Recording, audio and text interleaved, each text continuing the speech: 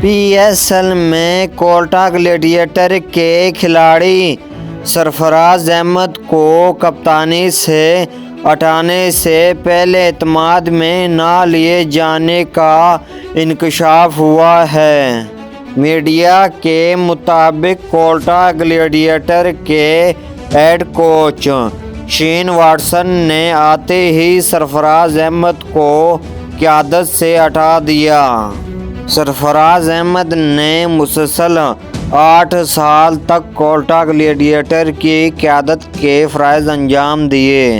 ذرائع کا کہنا ہے کہ میٹنگ میں فیصلہ صادر کرنے سے پہلے سرفراز احمد کو اعتماد میں بھی نہیں لیا گیا۔ واضح رہے کہ گزشتہ روز کوئٹہ گلیڈیٹر کی جانب سے رائلی روسو کو کپتان اور سعود شکیل کو نائب کپتان مقرر کیا ہے۔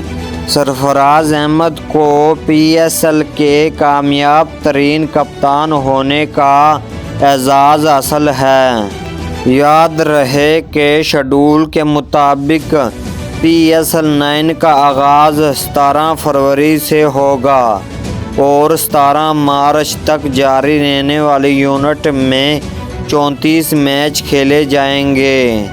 پی ایس ایل شیڈول کے مطابق پہلے مرحلے میں میچ لاہور اور ملتان میں کھیلے جائیں گے، جبکہ دوسرے مرحلے کے میچ کراچی اور راولپنڈی میں ہوں گے۔ افتتاحی میچ قذافی اسٹیڈیم میں لاہور قلندر اور اسلام آباد یونائیٹڈ کے درمیان ہوگا، جبکہ یونٹ کا فائنل کراچی میں ہوگا۔